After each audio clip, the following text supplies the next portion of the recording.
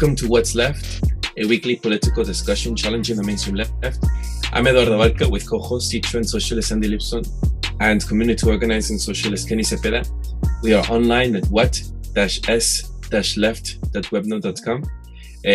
Please subscribe, rate, review, turn on your notifications, share your favorite episode.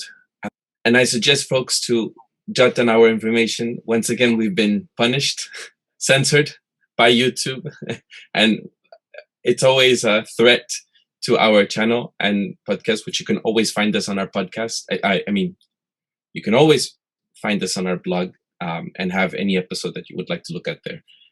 Last week we were censored. I don't know. I don't remember why.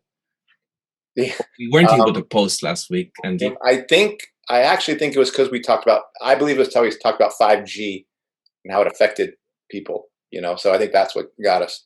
With Paul Hader. Yeah, exactly. We had one community strike means we're down, we can't put up any episodes for a week. The next strike we get will be down for 2 weeks. So if you ever see that, like Eduardo, you're saying, it's not, we are pretty good about posting Saturday or Sunday. So if you don't see that, check out Webnode, you know, what Eduardo says, and you'll find the episode there. And next time we get hit, we're going down for 2 weeks. Yeah, it's unfortunate. And check us out as well in the Dissident Voice, where we will have, we will answer some questions from Dissident Voice and write our small interview questions there. Yeah. Today we'll be discussing the Afghanistan withdrawal, the U.S. American troops withdrawal in Afghanistan and its significance, its broader meaning as well, maybe, if we delve into it more further. And I do, before I just let Kenny start it off, I just want to express something as on a very personal note to our audience, and to just because I'm taking up the selfish moment for myself on our channel / podcast. I'm very upset with last night I received information that my friend from Chad in Africa was rejected and denied from receiving a visa to come visit me, as I would be financially responsible for him fully, wholeheartedly, lodging, travel expenses, being here at my home and everything. And he was denied, and I was up all night waiting for him, helping him with interview questions and preparing documents over this past spring and now entering the summer, and trying to organize as well financial costs and sending him money, and as well as trying to figure out ways to get him here with the proper documentation, filling out all kinds of forms, and still denied. I was really upset, as I posted on my Facebook. So I feel as if it's unfair, and I'm still reeling inside from it. And I just want to take up the space to share that it's unfair, as we see the rich, the wealthy can go up into space and be able to cross all types of borders. And there's open borders for the wealthy and for the capitalist class, but not for workers, no? And it's really upsetting, and maybe I will have him try again, and this time apply for a Mexican visa to my country, as that's what I think I'll do. Was he denied by the United States? He had his interview, an interview at the U.S. Embassy in Chad. So, did they have to give a reason, or did they just say no? Yes. Well, they feel as if he wouldn't return back to his country of origin. Oh, whatever. Has your friend been here before? No. Yes. Yeah. Well, apparently this new administration is no friendlier to immigrants than the old. Yeah. Thank you for allowing me to express that. Kenny, why don't you start us off with the topic of today? Yeah, so we're discussing Afghanistan and the withdrawal of the troops, or the announcement of withdrawal. And, you know, it makes me think of, you know, how these administration has framed its posture to the world foreign policy. It's mainly defined by America's back. And what does that mean? What does Afghanistan mean in that context? Because my understanding is that, well, one of my concerns, right? Like, yes, they're withdrawing troops, or at least verbally committed to that, but with these new modalities of war and surveillance, I don't think the occupation of Afghanistan is going to end. And obviously under Obama, there was a massive change or a continued progress towards the, this droning, surveilling, making hell rain from above, basically. And so, again, some of my concerns are that, how is Afghanistan still going to be subjected to the violence that, the U.S. brings on them? What role is, what's the end game? Why are the troops pulling out? Are they moving troops to another theater, potentially the Pacific theater? Is it just a factor of, or maybe privatizing, the privatization of war? We know there are essentially mercenaries. I think, Lipson, you've used that word. Private militias essentially getting paid to protect U.S. interests in the region. So occupation essentially is not, the official occupation is ending, but not, all these other mechanisms that are used for maintaining, controlling hegemony in the region. So I don't know, does anyone have any thoughts on the withdrawal, and what do you think it means? Well, I guess I will start off with just a bit of context. I think it's important to understand that we have spoken here about Palestine being occupied by Israel and how we are against any sort of occupation. And as I was listening to several podcasts on this, mostly leftist podcasts, I was listening how the importance of women's rights and is highlighted in order to justify maybe a transition, to be able to support the transition of withdrawal. And I initially felt almost as if that was my position. And I know I said that about Syria just a bit when it was around the northern militants, who I forget the name right now, am I first blanking out? But who are opposing, who are not necessarily favored or liked by the Turks, and who were also helping to fight so-called terrorists in Syria. You mean the Kurds? Yes, thank you, the Kurds. Thank you. Yeah. And we had done an episode, and so I had then declared and said that I think I may have supported a more transition. And now I realize that as I'm looking and seeing history of the Taliban and Afghanistan, I think 20 years hasn't really shown that this US-American occupation has worked. And if we stand by being against occupations of any sorts, the international occupation of Afghanistan has also been shown, as we're seeing here. But I wanted to start off with the occupation having started with like the Soviet Union back in the 70s, and just seeing how the rise of the Taliban was in that time because of the trying to fight against that occupation and the detrimental effects of having had the Soviets there for a time. And Afghanistan has been a place of constant occupation, constant wars, and constant interventions. And the Middle East seems to be that sort of place, like a playground for US-American greed of oil and all kinds of even like trade and routes to be able to have, for other like Asian countries. So I feel as if that has to be placed into context, because when I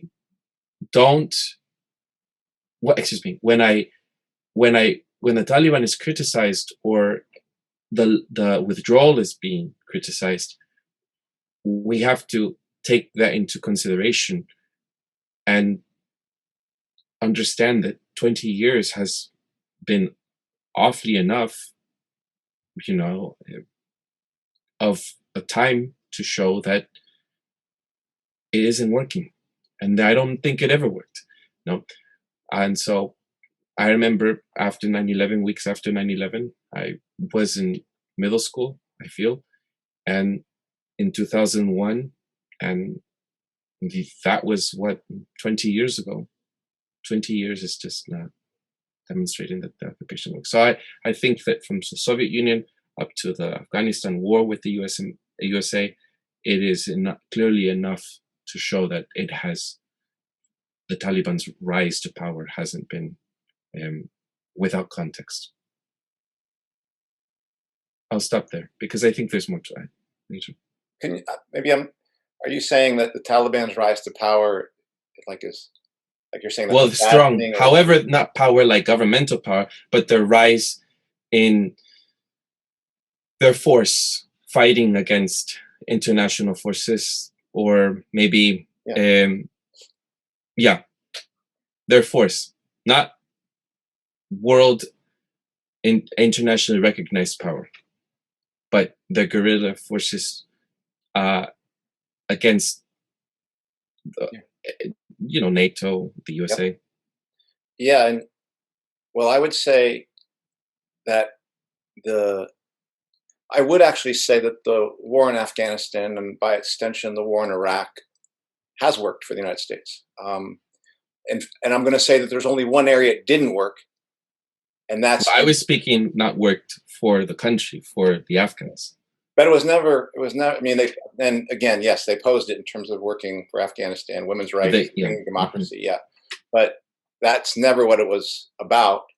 It was about establishing Pax Americana on the U.S. in the Middle East, and the hope for the U.S. ruling class at that time was that they would go, from Afghanistan to Iraq to Syria to Libya to Iran, like they had the axis of evil. And what I want to say that by and large their project did work in terms of they were able to enact the Patriot Act and get people here to accept the Patriot Act and even go with the Patriot Act, the idea that we have to do something to stop these terrorists, right? And even the left saw Taliban and Al-Qaeda as terrorists as opposed to resistance, because the actual only force which was able to give the United States really any problem has not been the U.S. anti-war movement. We went along with them. In fact, the current U.S. anti-war movement is actually lauding Joe Biden for exiting exiting Afghanistan, and he hasn't. It's the two things that Kenny was talking about. They are removing the last 2,500 troops from the region, the formal troops, but they're keeping 18,000 contractors there. A combination of special forces and people mostly coming from DynCorp, from what I heard here. And in addition, it's what Kenny said. U.S. President Joe Biden has spoken of Washington retaining over-horizon capability for intervening in Afghanistan, which could include everything from U.S. airstrikes carried out by warplanes flying from the Persian Gulf to drone missile strikes and assassination raids by CIA and special forces. Now, how many special forces do we have in that region? How many CIA agents do we have? We don't know because the U.S. doesn't have to say. So we know they have 18,000 mercenaries, private mercenaries. So the U.S. is not leaving. The U.S. is redeploying. Now, what are they redeploying to? This is not a peace movement. This act that the U.S. just took is not a peace act. It's a war act. Because I am going to say that it's directed towards somebody else, and that's what we'll get to, I think, in the second part. But the U.S. anti-war movement has bought this whole clock. They're actually congratulating Joe Biden. Oh, well, I don't like Joe Biden, but at least he's pulling out, right? No, he's not. And in fact, there's a hypocrisy here. When Trump tried to do the very same thing, Congress wouldn't let him because they said, "Oh, you haven't taken care of Al-Qaeda yet," and they acknowledge they haven't taken care of Al-Qaeda or Taliban and let it happen. That's because the establishment wasn't going to allow Trump that political victory that even Trump. And again, when Trump was moving the troops out, that was not a peace move by Trump. It's a war move. And when we know that. Now, what the war move here is, I think, is a little different, but the target is the same. I think we'll talk about it, is China. But here's what is disgusting about this, particularly with Joe Biden, and people are lauding Joe Biden because he's saying, look, I don't have, because the press is going crazy about, like, oh, look at the Taliban coming, they're coming in and they're claiming more territory, things like that. What are we going to do? And some generals are even saying that. And Joe Biden is being applauded for saying, that's not my responsibility. I didn't create that problem. My job is to protect U.S. interests and our boys and women across the pond. Here's what he leaves out. Guess what you did over the last 20 years? Conservative estimate, you killed 200,000 Afghanistan people. All right? You destroyed that country like whole clock. You created a whole base of like Abu Ghraibs where people were tortured and waterboarded. And that's what the Afghan government now is doing, is basically it finds its enemies and does torture centers that they were trained by CIA people to do. So you can't say, we're going to go into your country, destroy it. We're going to kill 200,000 people at least, and that's the conservative estimate. We're going to create a bunch of refugees. We're going to light your country on fire, and then we're going to leave and say, it's not our problem. What are you talking about? This is a U.S. problem. Now, I think that so I will say that they did get what they wanted in terms of the U.S., in terms of U.S. workers essentially going for it, because we're applauding Joe Biden for essentially a war move. Now, what I can say is that the U.S. was not able to achieve what it wanted to achieve. And the only reason that it didn't do it was because of the resistance in Afghanistan. And there are other players, Iran, China, Russia. We know they're getting their hands in there as well. But there is resistance in Afghanistan, and other empires have gone into Afghanistan and lost. And one thing I think was interesting, I'll probably end this section on this quote, was Colin Powell. And this was something interesting he had to say. So Colin Powell, if you remember, is one of the architects that got us into both Afghanistan and Iraq. And General Colin Powell had this, former Secretary of State and Chairman of the Joint Chiefs of Staff, said the decision to leave Afghanistan, this little thing they're doing, was overdue. And he said, I wouldn't say enough is enough. I'd say we've done all we can do. What are those troops? What are those troops being told they're there for? It's time to bring it to an end. All right. So he said, well, we throwing up his hands. Well, I don't know what to do anymore. We've destroyed the country. We've put military bases all around the region. We now encircle Russia and even have bases projecting towards China now that we didn't have before. But then he does say this, and this is interesting to me. He goes, the Soviet Union. He goes, the Soviet Union did it the same way. He says they got tired. They marched out and back home. How long did anybody remember that?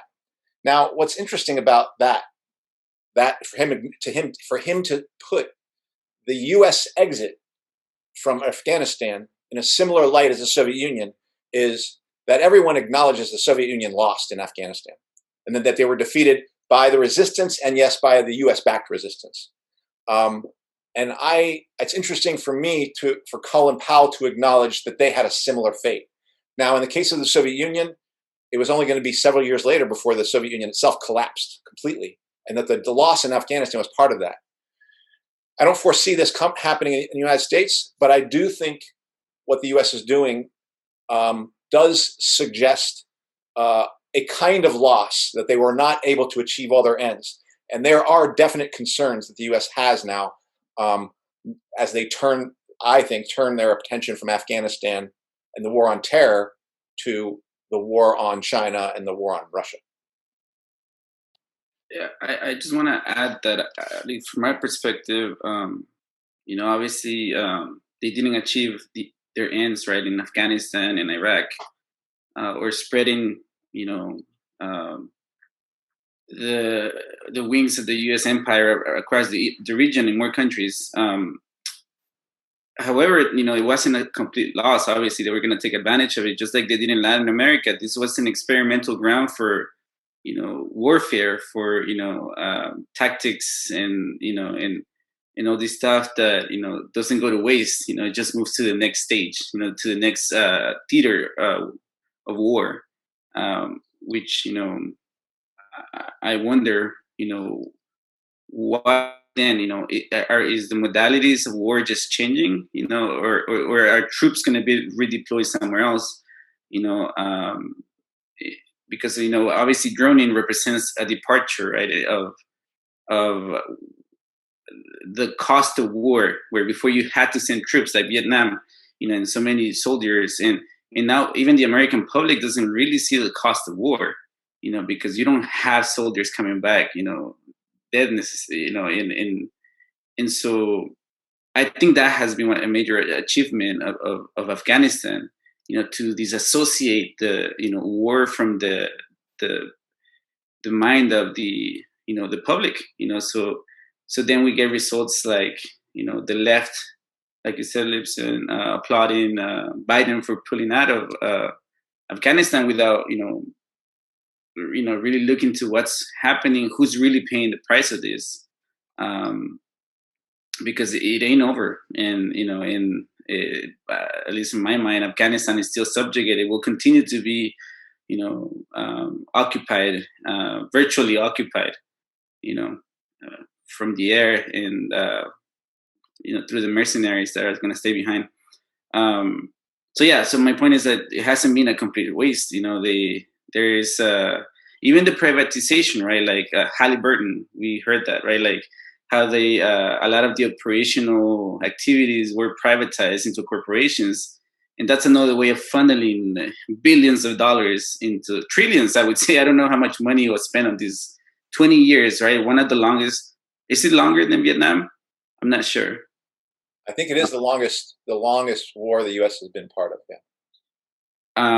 And yes, maybe the strategic goals were not all achieved, but a lot of people made money. A lot of people that supported the war, with all the lies, are in power now. The Secretary of State, what's his name? I was reading up on this stuff. Anthony Blinken. Yeah, pro-war, pro-Iraq, pro-invasion, pro all this stuff, an expert in Middle Eastern affairs, and you have the other one, Lloyd, the Secretary of Defense, another person with expertise and ties to the Middle East, and so my suspicion here is that these people are not in these positions of power just because, they have an expertise in that region in particular. What I'm curious about is to explore as to, how then Afghanistan ties to China, right? It's a little more obvious to me, the Russia connection, right? Syria, and the more proxy wars that are being fought in that region. But I'm curious as to how Afghanistan is then instrumental to fight China, or to be aggressive towards China.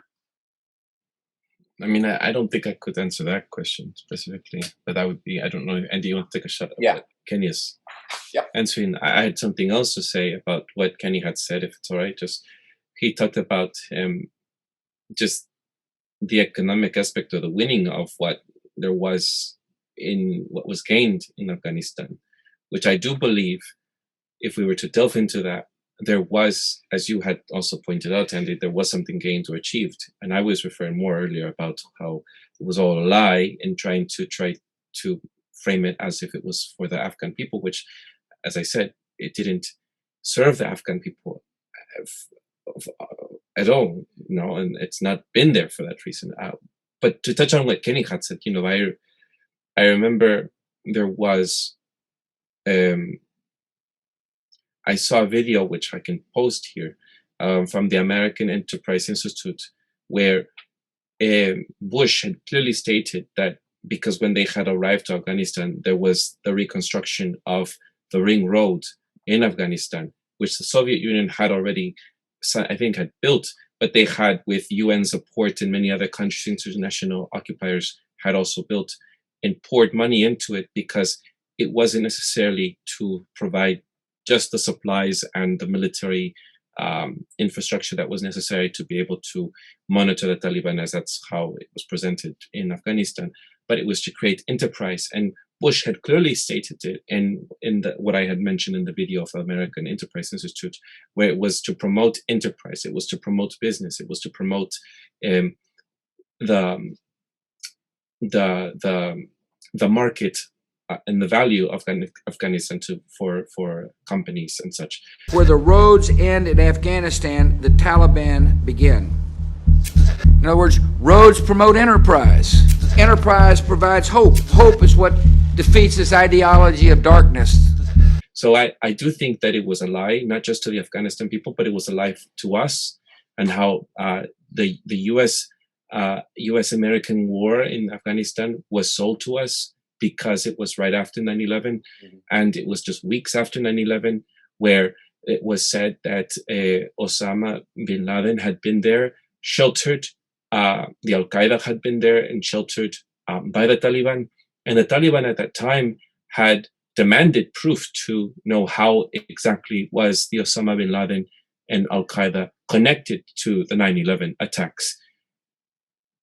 And they didn't get that proof from the USA.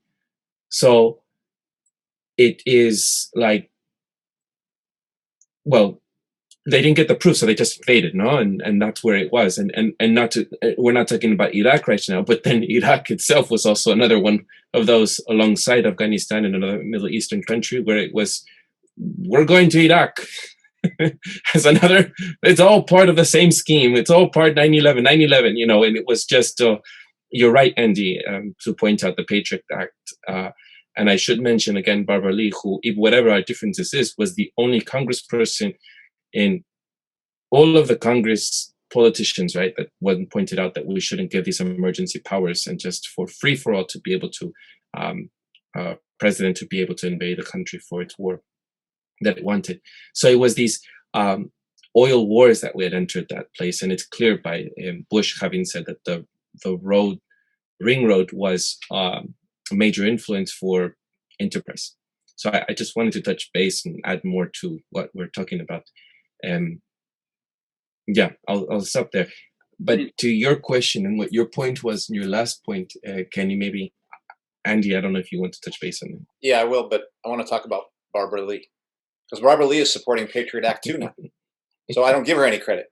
You can't be against Patriot Act 1 and then go for Patriot Act 2, which is now essentially an even more restrictive and even more draconian set of laws that bind the entire U.S. population, right? So that they and essentially gives the state all sorts of powers to monitor us and surveil us. And so suddenly Barbara Lee is going to be for that. So no, Barbara Lee was a fraud back then, and she's a fraud now, exposed as a fraud now, because you can't be against Patriot Act 1 and then be for Patriot Act 2. The thing I would say is why it is worth going back to 9/11.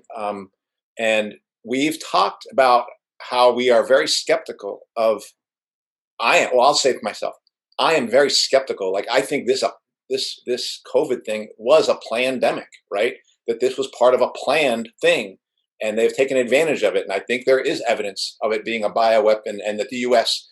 had something to gain from seeing something like that. Now, did China also use it? I believe they did. But that's 9/11 as well. And I believe that the bringing down of the two towers there's an inside job element to it, where the U.S. it's not about Osama bin Laden. It's about Saudi Arabia. It's about Israel. It's about the United States.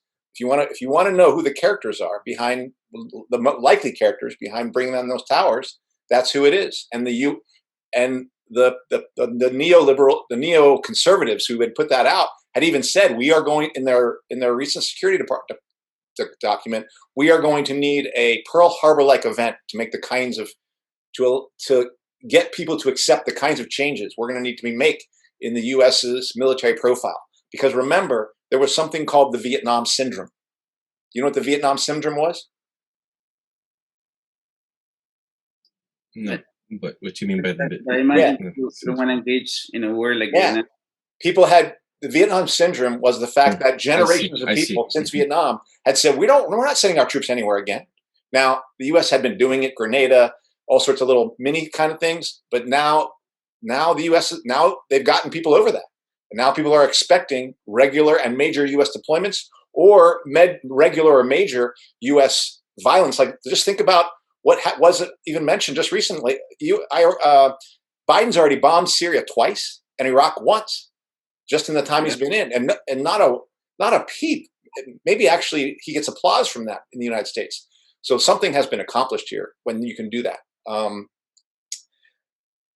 So the thing to understand is that it's 20 years since the bringing down of the two towers, which was estimated to kill just slightly over 2,000 to 3,000 people. The U.S. killed at least 200,000 Afghan people in Afghanistan, millions in Iraq, in terms of in response to that, and have militarized the entire region and lit it on fire, depleted uranium everywhere, all sorts of things.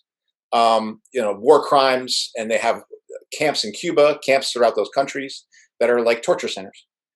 So that was what the U.S. was able to accomplish out of what I think was the false flag event of the Twin Towers coming down. And now, where are they going? They've kind of said it in their National Security Strategy Act. Afghanistan is called the Saudi Arabia of lithium. And do you know what lithium is important for? Tesla, batteries, cars. Batteries, computers, F-15s, anything that requires like a computer or transistor, you need lithium. Now, they have other things, but basically it's considered to have at least $1 trillion of reserves in rare earth metals. And there's also talk of a pipeline that goes through there, an oil pipeline from the Caspian Sea, and a natural gas pipeline that the U.S. wanted so they could divert it from Russia. So that is something, and I think that's actually been constructed. At least one of them has been constructed. But that is if you want to talk about the existing spoils, those are the spoils, and that's what the U.S. is not going to let go of. And that's where China comes into this. And this is what the Wall Street Journal said, and this is what a Navy general said, actually. Wall Street Journal: the American presence in that strategic spot, Afghanistan, provided at least a bit of a check on Iranian aggression and Chinese expansionism. Now, what do you think they are referring to with regards to Chinese expansionism as it relates to going into Afghanistan? Mines? Belt and Road Initiative. Like, that goes straight through there. That's what the plan was for China. Is what they're concerned about is China. Do we know here about the Belt and Road Initiative? It's the whole plan for China to basically use investment to get control of countries. It's structural adjustment, but China's version of doing it. And it's going into Africa. It's going to head into South America. It's going through Europe. It's going through the Middle East and Central America. It goes right through Iran. Mm-hmm. And Iran is a central piece in that. So that's what they're worried about, is they're worried about if the U.S. leaves in the way they're talking about, that's why the U.S. can't leave, then China comes through and basically cuts all the deals, but the U.S. spills the blood and China gets to cut the deals and get the lithium. So that's what they're worried. And here's the other thing, and this was written by Lieutenant Colonel David Cluckey, a retired U.S. Army Special Forces officer, for a paper called Naval War College, and he warned this. He goes, that withdrawal would give communist China an opportunity to undermine 20 years of U.S. efforts while simultaneously enabling People's Republic of China advisors and military forces strategic access, he means to those resources, and influence in South Asia, a move that would strengthen deterrence against U.S. military intervention in the region. Now, that's a bunch of deterrence against U.S. military intervention in the region. So what he's saying is, if we withdraw from Afghanistan, it's going to be harder for us to intervene in that region militarily because we'll have pulled out and China will have put itself in there. And it's going to make it that much harder for us to go in there because we're going to be confronting China in those regions now, once they're there, instead of just these tiny little powers that we can knock off easily. So they're saying it. They're saying it out in the open that the real target now is China. And this has also been part of a complete as part of a general national strategy change that the U.S. has been moving for, and it was happening under Trump, and it's going to continue under Biden. And the last piece, and I do want to say something about the national strategy that the U.S. has, because I want to read from it eventually, but this is where the G7 meeting that happened in April is important. If you remember, G7 met, and they were talking about, well, what about NATO? And the NATO countries were not excited about taking on China, particularly because they have financial relationship with China. So I don't think it's an accident that on top of the U.S. 2,500 troops leaving, we're seeing a whole slew of all the NATO countries leaving, from Germany and Belgium and Italy and Spain and Denmark and Czechoslovakia, Northern Macedonia, Romania. All these countries are leaving, and I believe that this is their way of saying, look, if you want us to fight China, if you want us to help you with China, then we got to get out of there. And I think the U.S. has agreed to that. And so this, to me, is part of the U.S., and this is the big difference between Biden and Trump, is Biden has said, okay, yeah, I want to take on China, but I want to build a Western coalition to take China on. And I think this is one of the first steps towards doing that, which is allowing their NATO allies to clear the decks of because it hasn't been easy for them to be in there, and in agreeing to get out of Afghanistan, agreeing more to take on a new foe, and that is Russia and China. And the European Union also went as far as placing sanctions on China for the first time since 1989, something like that, because they've had decades of economic relations, but they did like symbolic sanctions, right? But to kind of fall in line basically with the ask of the U.S. essentially. So I think that's pretty important. Despite, again, like you said, the deep economic ties, Germany has deep ties with China, but yeah, there has been a switch of the approach of Europe towards China, that summit, was that the summit that happened in Alaska? Yeah, that it was very contentious, and the U.S. was trying to be very moralistic and accusing China, and again, this reminds me of Joseph Goebbels, the minister of propaganda from the Nazis, that said that you want to accuse your enemies of everything you're guilty of. So essentially, right, the reason Europe sanctioned China was on the premise that China was committing what do you call they were mistreating the Uyghur population, the Muslim minority, and how cynical that is, right? When the U.S. is occupying Afghanistan and Iraq and this whole region, destroying Syria, Yemen,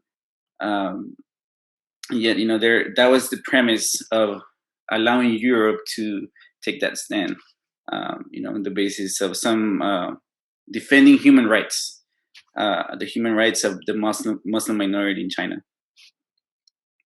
And remember, all of these NATO countries have blood on their hands in Afghanistan.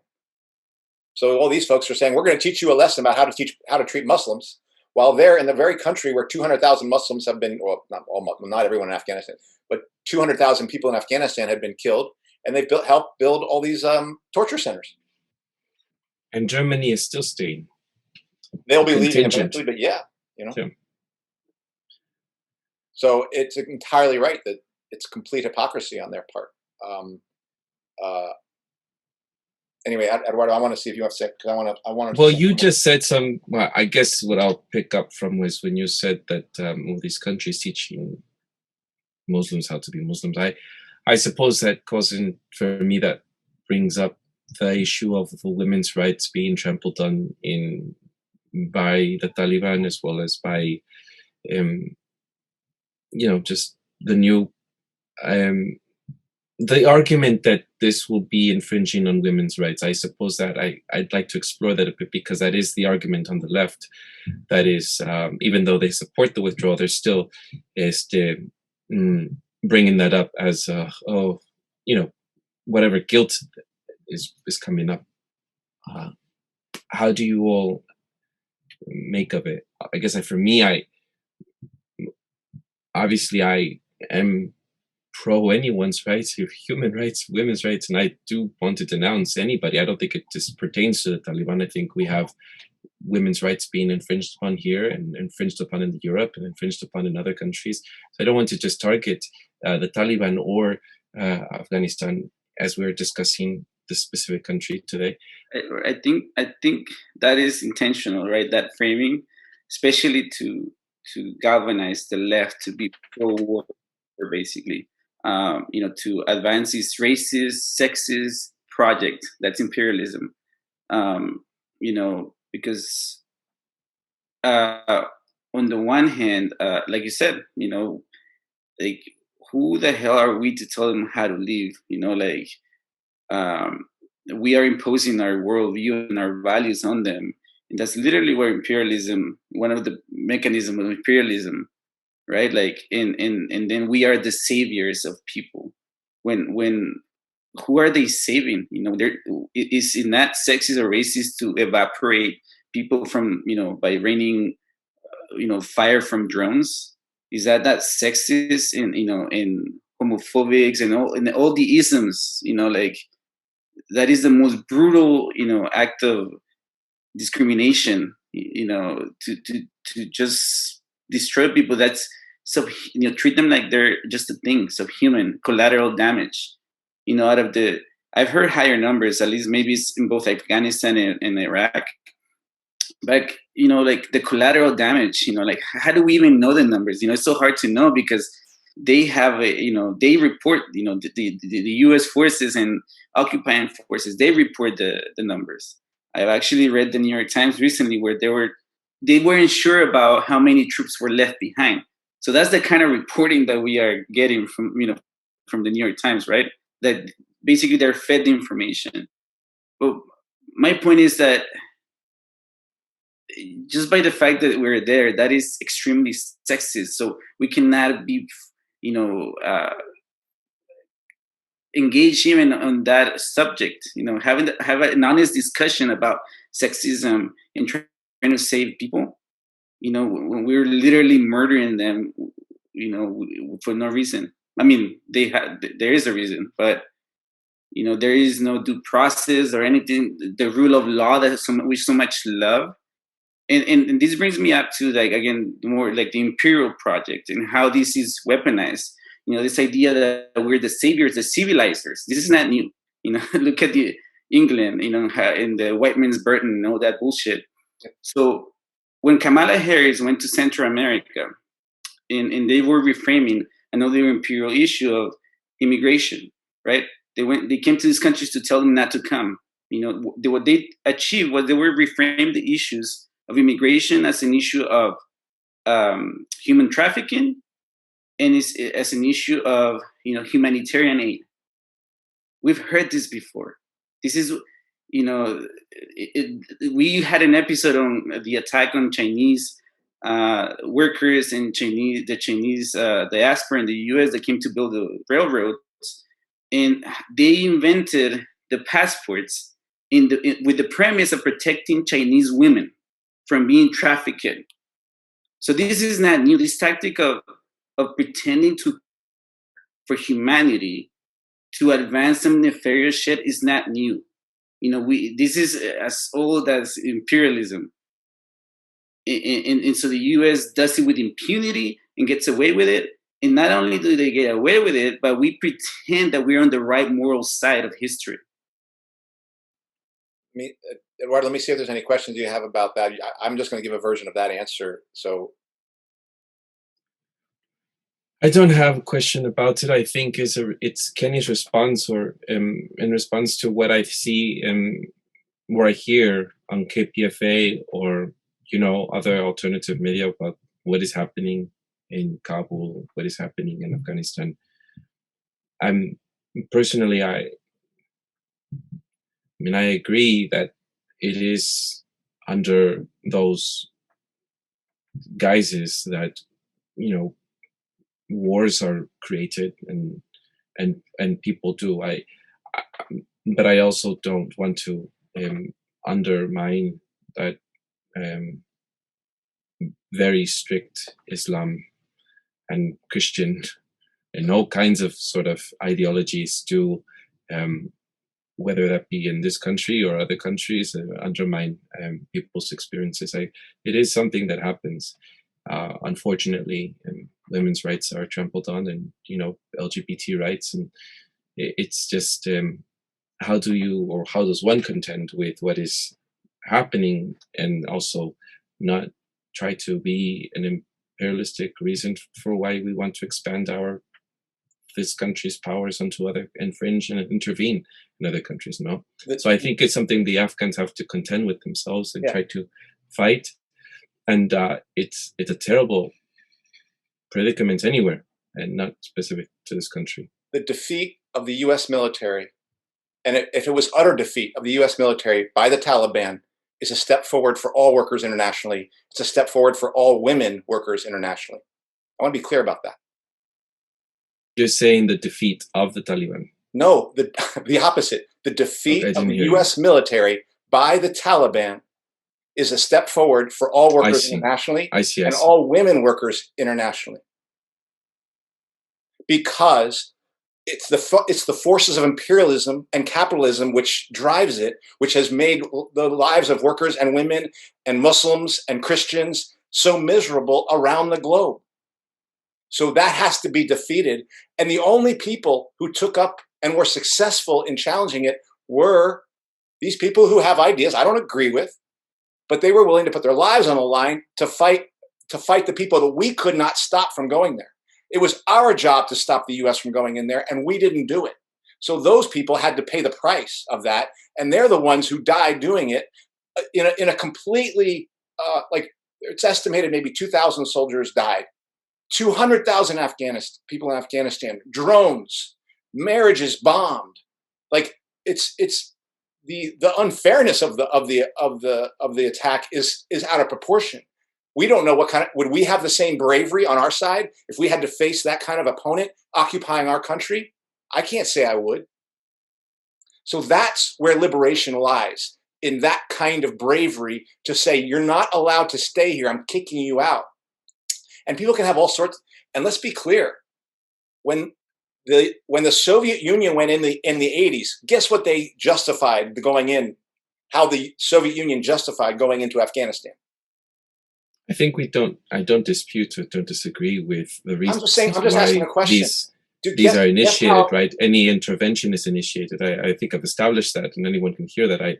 I've established that I don't agree that any reasons should be established, should be used as reasons to intervene. But they always make lies. If they can't tell the truth, they can't say we're going there for lithium. Right, I agree. They can't say we're going there to compete with Russia and China. Right, and I agree with that. So they have to tell you the bullshit. Yeah, I personally don't. I'm not necessarily trying to propagate that. I'm simply saying, but it's not even a question. Like I'm saying, a step forward for women is defeating an empire, even by people who don't have women's rights in mind, because that is actual democracy, or the democratic kernel of liberation, which is I'm getting my occupier out of this country. There is something inherently democratic about that, much more democratic than the U.S. imposing its will on those people and then having these votes and purple thumbs and all that kind of stuff. There was no democracy there. It was a complete sham.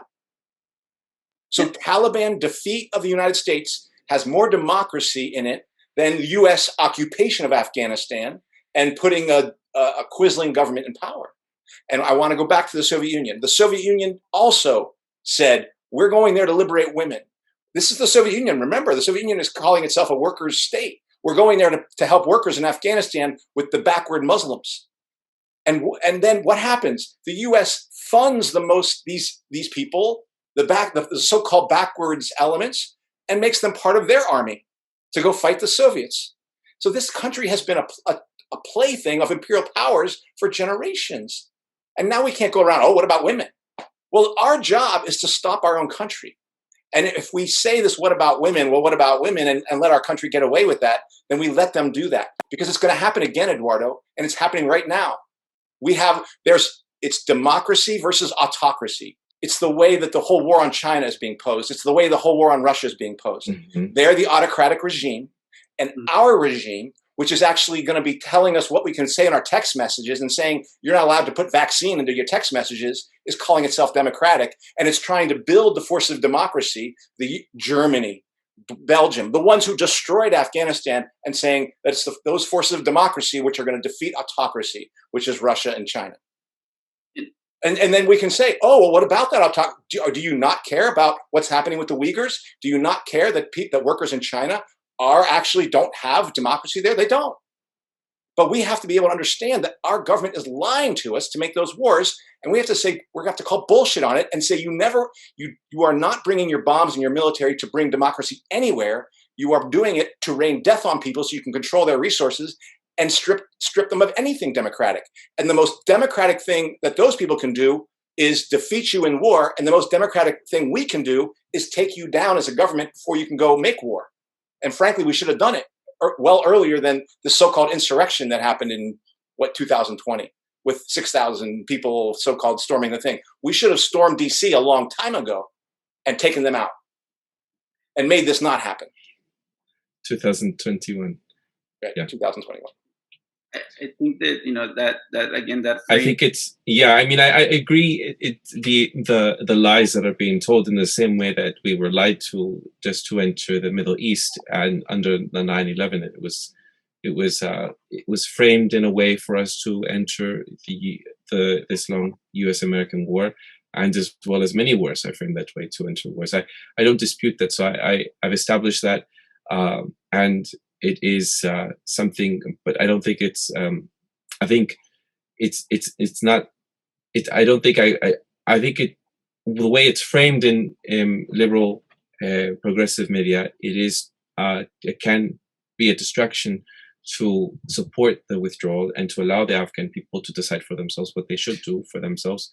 But I think here on What's Left, I think it's my response or my bringing up of it is genuine enough to show and demonstrate that any attack on LGBT people or women and anywhere in the world, even by the Christian right, and not just to pick on the Islam, and I've said this before, that it is difficult sometimes to say in leftist circles that we can criticize Islam and still be loving and supportive of our Muslim brothers and sisters, right? But I think sometimes it's very highly criticized, and to any leftist to criticize Islam ideology, and I criticize it. I think I would be careful in the sense that I understand this as a project of deliberate project to create a racist narrative. That Muslims, and Islam is that vicious, and that is a threat to the liberty of women. And I don't think it's just the Islam ideology. I think it's Christian ideology, right? You see, like that frame, has been used to excuse the brutality of the U.S. because my framing of it, Kenny, or because I'm not a U.S. American imperialist person trying to advance. I mean, I've established that. I'm just saying, is it all right for a person to also be in opposition of any religious ideology like myself? Because it seems to be on the left that you can't sort of oppose any sort of religious ideology. And I'm not picking on Islam per se. I'm picking on Christian, and I'm saying even Judaism, and even a lot of Asian sort of sectarian religious beliefs. The problem that I have is that falling into that conversation itself is already deviating from the big issue here. The biggest threat to people, whether you well, maybe it's not the conversation for this episode, but I don't think I don't think I'm trying to deviate myself. But I mean, if you both think that I'm deviating, it's not. It's just, you mentioned that you were struggling. You said you kind of were struggling, and maybe that wasn't. You were struggling with.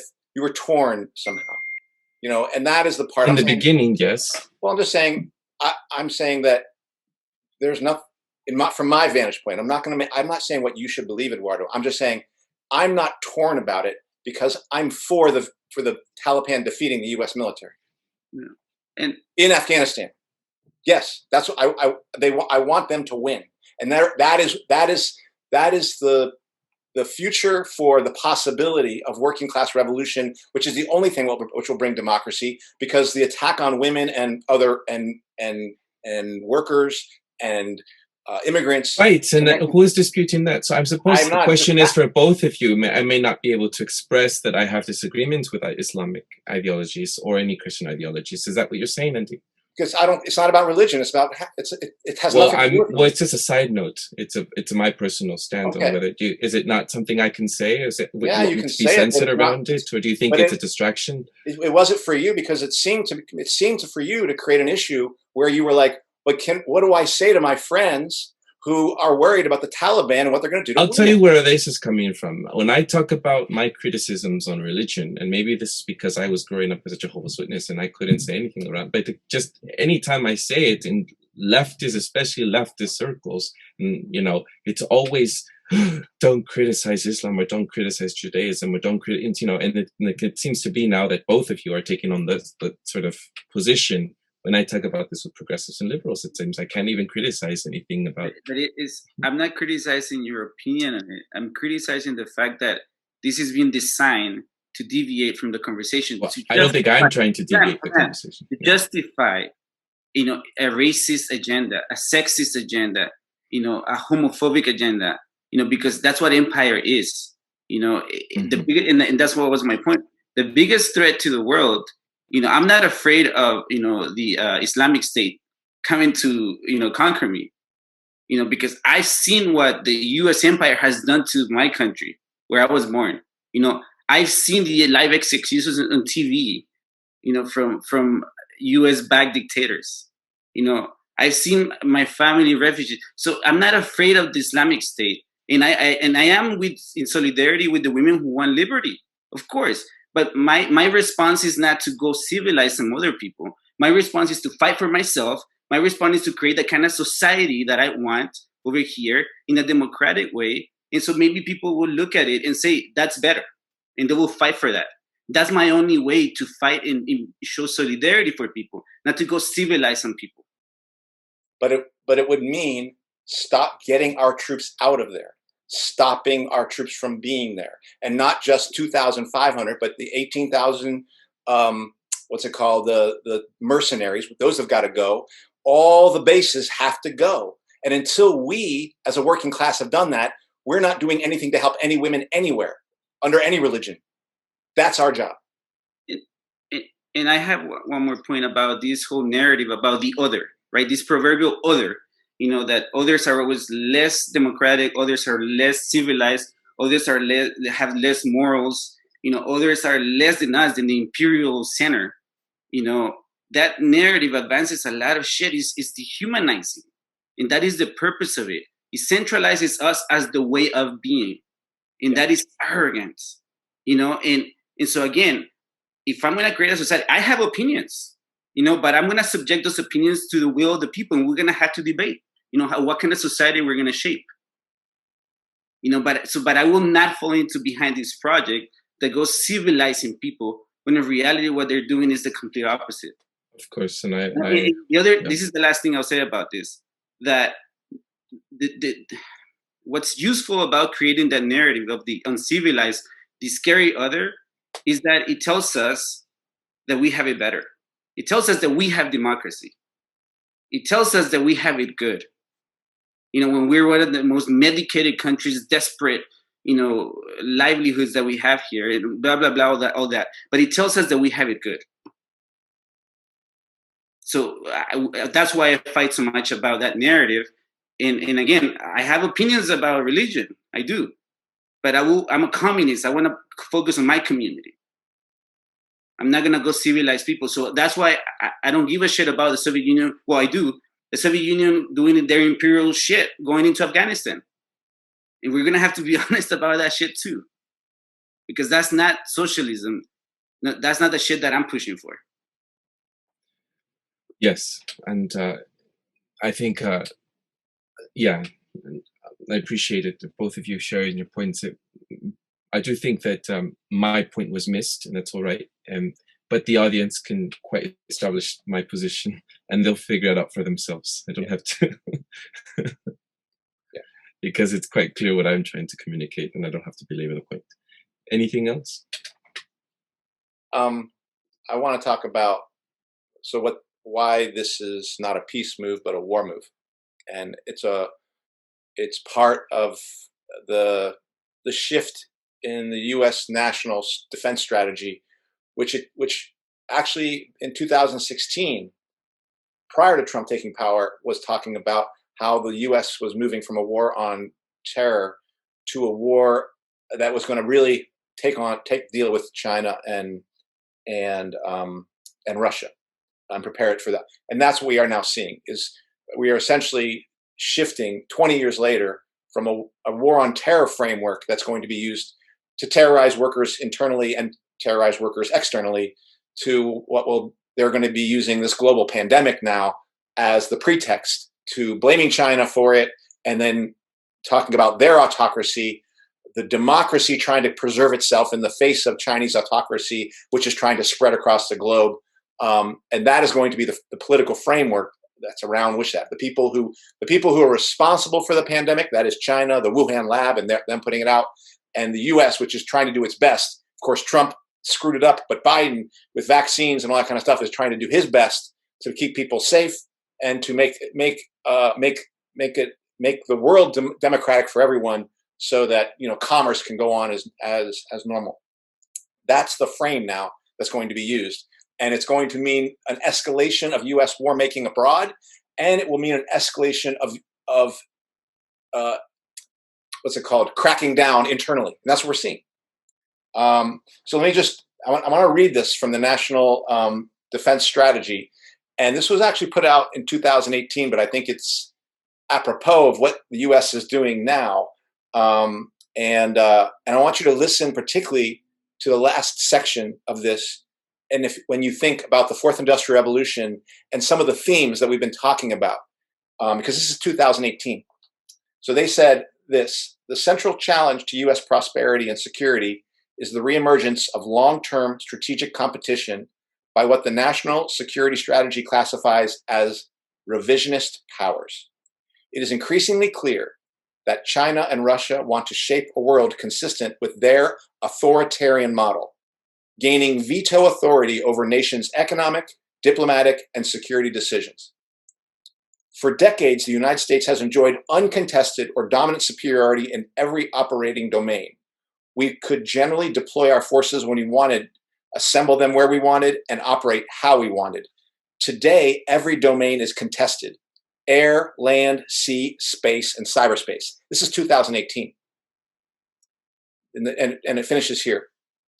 The security environment is also affected by rapid technological advancements and the changing character of war. New technologies include advanced computing, big data analytics, artificial intelligence, autonomy, robotics, directed energy, hypersonics, and biotechnology, the very technologies that ensure we will be able to fight and win the wars of the future. So all of those things that they laid out at the end are the elements that are part of the fourth industrial revolution and part of this pandemic. Big data, biotechnology, robotics, autonomy means autonomous robotics, drones that can make decisions about what they destroy. All right. And of course, we might not, directed energy and hypersonics, those are going to be part of the building the space war and the militarization of space. But those elements that they're talking about that they must win on to defeat China in this new age are exactly the elements that they're having to push on as it relates to the so-called pandemic. And this, to me, we have to understand that this is a war the U.S. plans to win, and they will make war on us to do it. This pullout of Afghanistan is nothing more than a redeployment towards preparing for a much bigger war. And we have to stop this, and the only way to stop this is a revolution. And I really think it lays out the fact that all this shit we're seeing about, remote education, about Amazon getting bigger, and also the centralization and the synthesis of corporations with the state, all these are about preparing for war with China, and it's laid out right here. And this is from, you were reading? It's the 2018 National Defense Strategy thing that the U.S. It was basically written by General Mattis. Mattis. Yeah. The only thing that's different is now they're going by this general strategy is the idea of building a Western alliance now in order to see this through. And this is why you see France France is basically saying they're pushing vaccine passports. This is why you see Britain doing it. This is why you see all these countries. They're all on board for this. This is why you also see what it's called vaccine diplomacy. When Kamala Harris went to Guatemala a few weeks ago on her first international trip to Mexico and Guatemala, to talk about immigration and, again, the framing of human trafficking and humanitarian aid, they agreed to give Guatemala 1 million doses of vaccines, the American vaccine. And I knew through my family that there was the Chinese and the Russian vaccine there were amounts there too. And even India has its own, right, I think. Yeah. And there's AstraZeneca, which is the British and Swedish project, European Union project. And you see, actually, if you actually pay attention carefully, how they're wrestling for influence on who has the better vaccine, or who has the most influence. And that, to me, is kind of like symbolizes the carving out of, influence, sort of the way it happened, in 1800s with Africa, right? How the imperial powers decided who would get what. And so vaccine diplomacy is out there too. It's part of this whole project, as to, because that's a matter of national security now, right? The virus, who has the vaccine. It's a war, I think, between these powers. I think what's scary for me is just the advancements. I think one of the questions that we were answering, right, in the Paul Hader interview questions was, what do we see in 20 years from now? And I really do, as you were reading that, thinking how grim it will be in the future for the advancement and acceleration of technology that is being deployed out in these countries, as well as the ones that are going to be used for the surveillance of our countries. And if we don't pay attention to this, I think we, unfortunately, because of the popularity of social platforms, but this is like a Trojan horse for us to be allowed to be surveillanced. And by the way, Andy, I did see your post on how even phones are now being considered as to be used. And so it all comes to technology that it seems to be moving very fast. Yeah. And so I don't know how we could. Here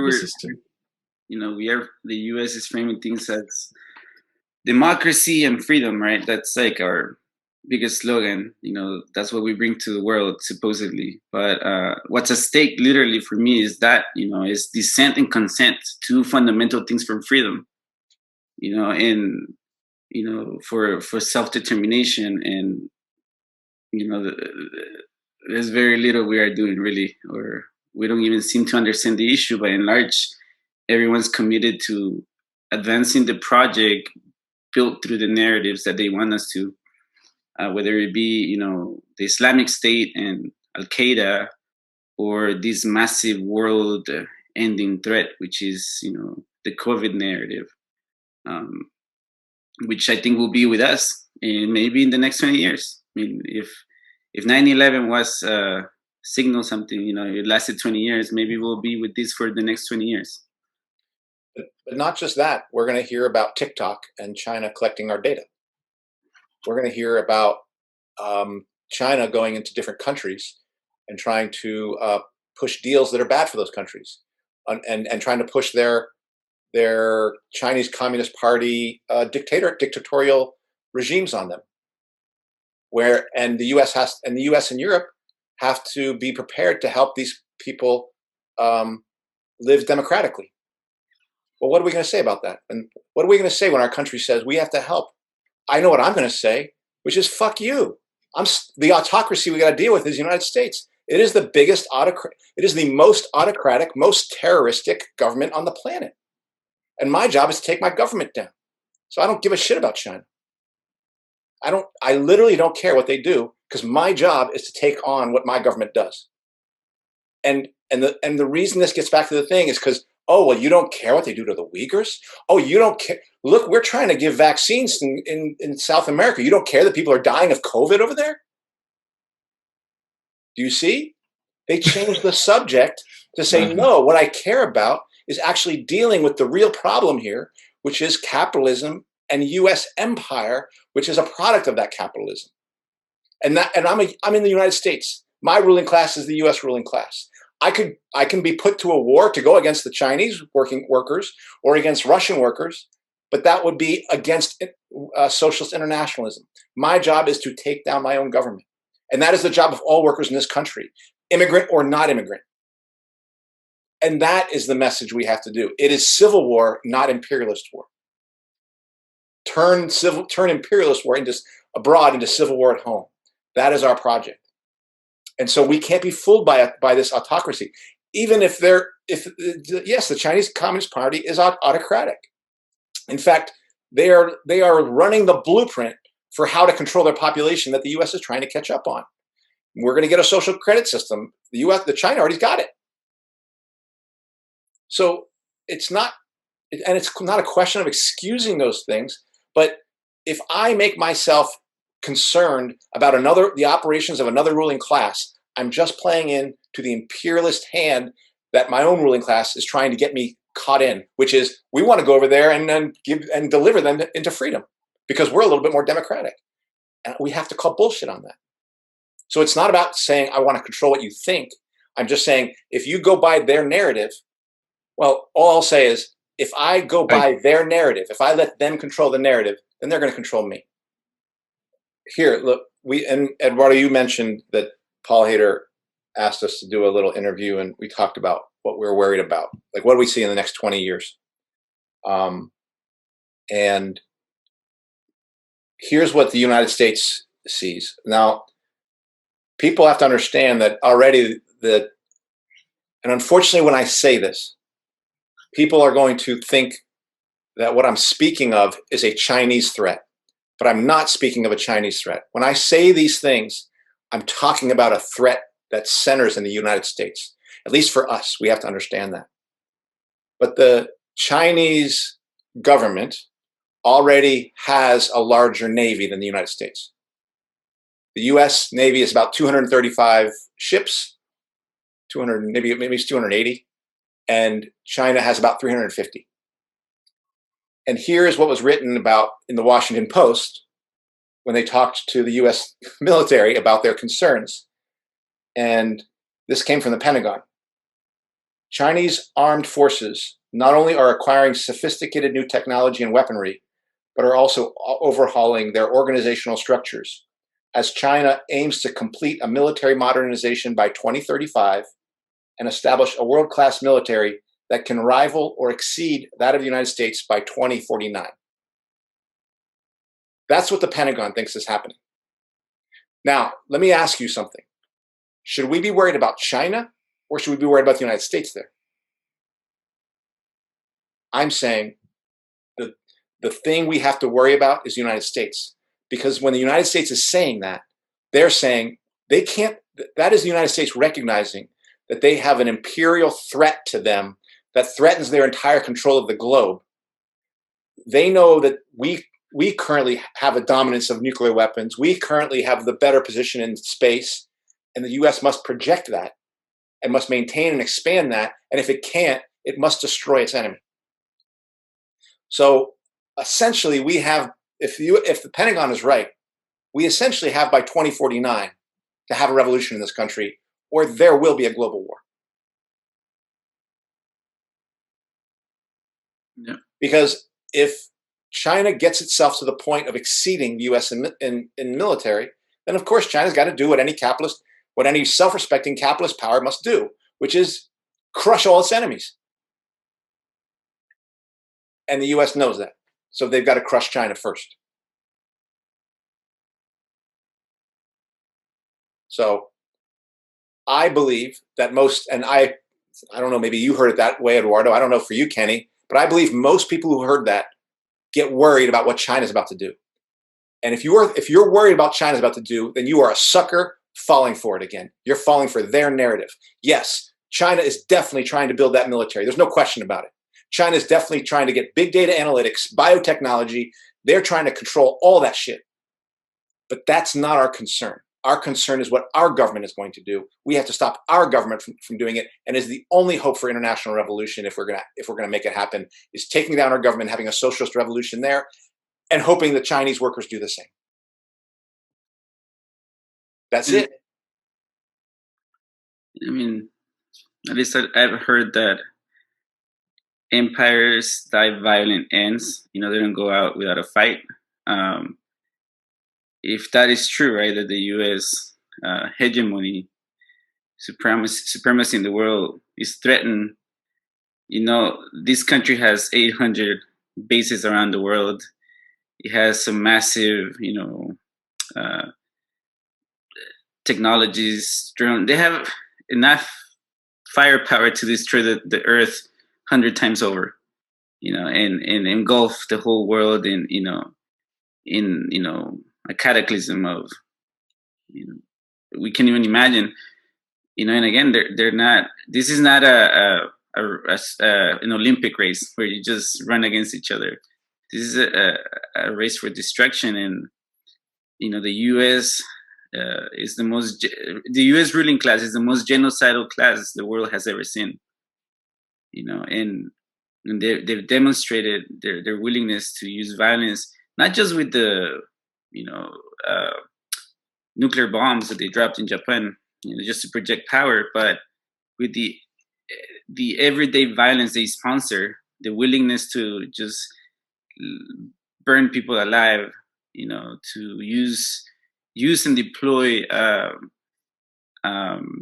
bio weapons, because this is not, you know, that's why I find this suspicious, you know, this whole COVID thing, because the U.S. has done it. You know, the U.S. gave weapons, bioweapons to Saddam Hussein, you know, and you know, they emboldened the Taliban, right? Like we talk about, and they are on the side of fascism. You know, capitalism, as it decays, its natural course is to become full-fledged fascists. And so, yeah. The biggest threat that anyone in the world faces is the U.S., not the other. I don't have much to say. I think it's a bleak future. Yeah. And I do hope, you know, it's something that we have to continue bringing to light. But it isn't something that I personally feel as if this is something, it's an ongoing discussion for how we will be able to fight really strong technology in any country. And right now we're in this country, and I think it's getting super specialized. And as I had pointed out some time before, and if a revolution will happen sometime, I wonder how it will be. I just fear it'll be difficult as it gets more refined and polished, unfortunately, which is my fear. But what Kenny said about no empire leaves the stage, no empire just withdraws peacefully. That's absolutely true. Mm-hmm. And it took 2 world wars to clean the British Empire off and create the space. 2 world wars, not 1, 2. And it's going to require a world war for the question of who will run the globe or be the big power on the globe in 2050. That will only get resolved in war. And, you know, the New World Order people don't think that. They think that China and the United States are are behind the scenes collaborating, or the Rockefellers are going to play off both sides. Maybe, but now we have nuclear weapons. Do you think that gets contained? Do you think that gets controlled? I don't think they do have control of this thing. I do think they collaborate when they can, but they compete when they must. And that means this system is not being controlled by anyone. And that's the part where people like myself and Jake, or myself and the people who claim the New World Order vision are different, is they think that there's a large cabal. I mean, they're not talking about 5 people that are running this show and who have it all planned out. And they do have plans. US capitalists have plans, Chinese capitalists have plans, but they are plans of competing with one another, and they're not prepared to share. All right, well, that lively discussion with a few interruptions. I think we've given alternative to what, most people talk about, which I appreciate the conversation with you both. Yeah. Right. What's Left is a weekly political discussion challenging the mainstream left. We post information about our topics and our guests on the episode notes wherever you found this episode, or on our blog at what-s-left.webnode.com. You can find past episodes to this podcast /channel there and connect with us. I remind folks, if you fancy anything you've heard here, please share your favorite episode, rate, review, turn on your notifications, subscribe to any of our platforms on Spotify, Stitcher, on iTunes Podcast, Google Play, Bitchute, LBRY, LBRY, Odysee, ODYSEE, YouTube, or Telegram. And if you would like to give us some feedback about something you've heard or suggest something for us to cover, contact us through our blog. I'm Eduardo Barca with co-host Andy Lipson and Kenny Cepeda. We'll see you all next time.